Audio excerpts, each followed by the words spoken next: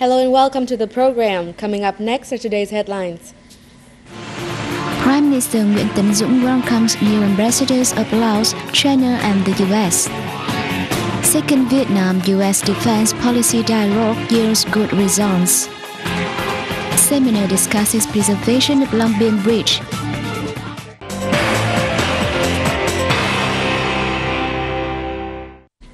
Prime Minister Txvn received the newly assigned ambassadors of Laos, China, and the United States in Hanoi on September 20th. While receiving Laos ambassador to Vietnam, Somphone Sichalon, Prime Minister Dũng stressed that Vietnam attaches importance to consolidating and strengthening the traditional friendship, special solidarity, and comprehensive cooperation with Laos. He asked the two sides to boost investment and trade investment towards the goal of reaching $2 billion in two-way trade in 2015. The Laos ambassador vowed to do his utmost to foster the bilateral ties and effectively coordinate with Vietnamese ministries and branches in realizing agreements during his term of office in Vietnam. At the separate reception for Chinese Ambassador Kong Xuân Yu, Prime Minister Dũng highly valued the results of cooperation, with two-way trade expected to reach $33 to $35 billion this year. Regarding the two countries' different perceptions on the East Sea issue, Prime Minister Dũng said Vietnam believes that the two sides will consistently pursue peaceful negotiations to seek an appropriate solution that is acceptable to both sides. Ambassador Kong affirmed that fostering the Vietnam-China Comprehensive Strategic Cooperation Partnership is a consistent policy of China.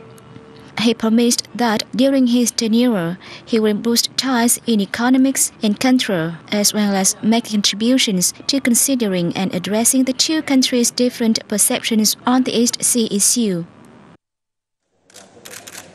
At the reception for U.S. Ambassador David Shear, the Vietnamese government leader said he was pleased with positive developments in the mutually beneficial cooperation between Vietnam and the U.S., with two-way trade exceeding $18 billion in 2010 and $11 billion in the first half of this year.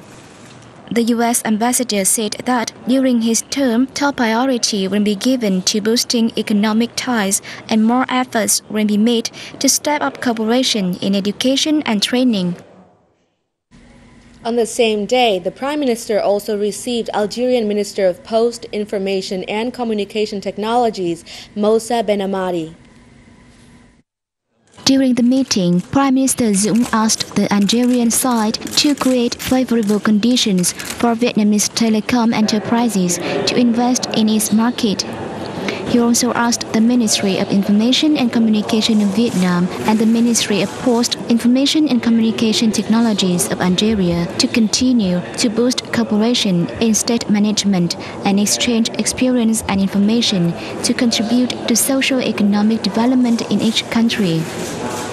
Minister Moussa Benhamadi said that the two countries should continue developing traditional relations to further boost cooperation in post, information and communication technology, considering it as a cooperative model for other fields between the two countries.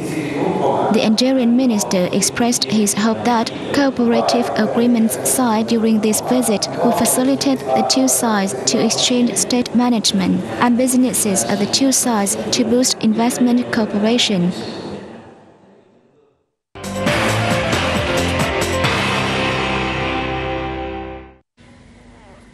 More of foreign affairs news. The second Vietnam-U.S. Defense Policy Dialogue took place in Washington, D.C. on September 19th under the co-chair of Deputy Defense Minister Ttxvn and U.S. Deputy Assistant Secretary of Defense Robert Scher. The dialogue yielded good results and affirmed the close bilateral relation between the two countries. The signing of an MOU on cooperation between the U.S. Department of Defense and the Vietnamese Ministries of Defense at the dialogue has proved the transparency of bilateral defense cooperation. It also affirmed Vietnam's independence and self-reliance in defense cooperation in the interest of the two countries.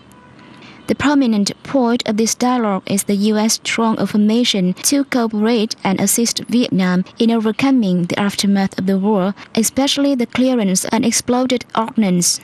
The Vietnamese side affirmed its willingness to assist and cooperate with the U.S. in seeking for missing in action servicemen in the war. Vietnam handed over 6 dossiers on bilateral searching activities to the U.S. Meanwhile, Deputy Assistant Secretary of Defense Robert Sher said for future cooperation, the two countries' militaries will continue to work on issues such as maritime security, search and rescue, peacekeeping operations, defense engagement, humanitarian assistance and disaster relief. He also highlighted the signing of the MOU that articulates what is being done and will be done in the future. Foreign Ministry spokesman Lương Thanh Nghị says Vietnam supports Palestine's effort to become a member of the United Nations. The spokesperson made the remark in Hanoi on September 20th when he was asked about Vietnam's position on Palestine's plan to submit its proposal for membership to the UN. He says Vietnam has recognized the state of Palestine since 1988 and always supports regional and international efforts towards establishing an independent and sovereign Palestinian state that coexists peacefully with neighboring Israel along the borders set up before June 1967.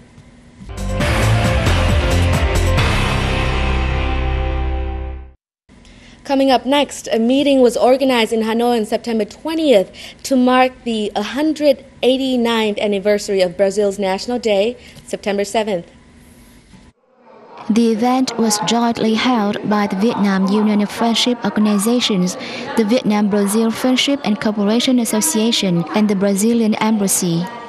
Speaking at the meeting, Vietnam-Brazil Friendship and Cooperation Association President Nguyễn Văn Lạc reviewed the 5 developments in the friendship and multifaceted cooperation between Vietnam and Brazil, with two-way trade reaching $937 million in 2010. The figure is expected to exceed $1 billion this year.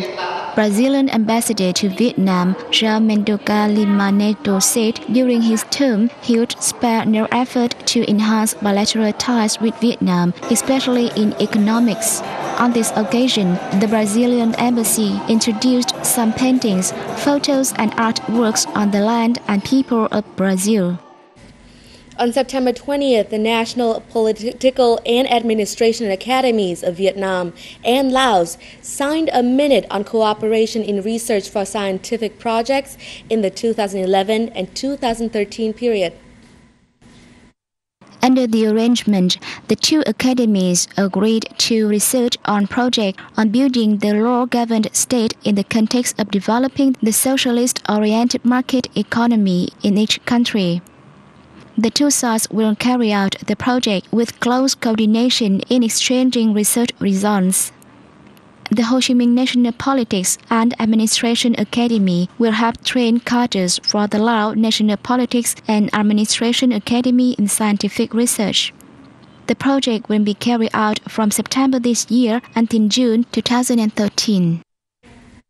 Experts and officials gathered in Hanoi on September 20th to discuss a project on preserving the Long Biên Bridge, a work that played an important part in Hanoi's history. Under the project, the over 100-year-old French-style bridge will become an outdoor contemporary art museum with 3 subsidiary works, including an art park at the middle section of the Red River alluvial ground, a lotus tower on the right bank of the Red River, and a museum of antiques upgraded from the Hang Da water tower. The project has an estimated investment of 4.68 trillion Vietnam đồng. Building Long Biên Bridge into an art complex and an outdoor museum is a good idea. I find that the project is very convincing and significant. It's time for Long Biên Bridge to give up its role as a transport bridge and become a cultural work. I think that this is an interesting proposal. The project is expected to be implemented within 10 years, with investment to be mobilized from official development assistance and under the forms of build, operate, transfer, or public-private partnership. The bridge was built in 1903 by French architect Ttxvn. It was one of the longest bridges in Asia, with a length of 1,682 meters.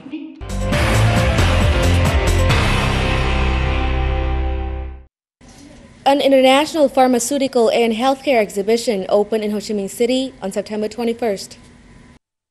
The Pharm and Healthcare Vietnam 2011 attracted the participation of businesses from 25 countries and territories, including the US, UK, France, Germany, the Netherlands, Russia, the Czech Republic, Belgium, China, and Japan. They are showcasing their products, including new medical equipment, at 450 booths. The exhibition provides a chance for domestic pharmaceutical companies to learn experiences from foreign businesses. The exhibition will run until September the 24th.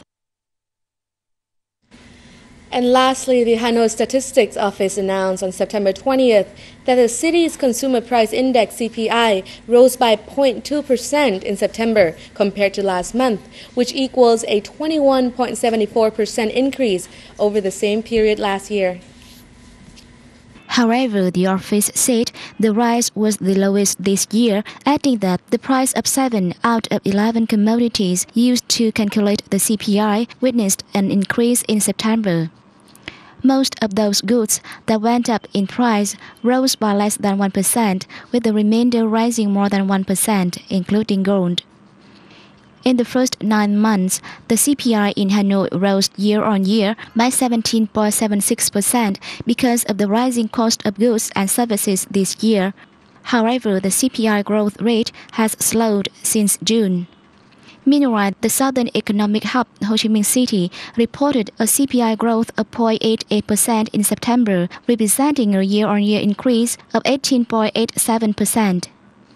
Educational services saw the highest price hike of 4.54% due to the start of the new school year. It was followed by food with 2.27% and recreational and tourist services with 1.3%. That's about it for today's program. Take care and goodbye.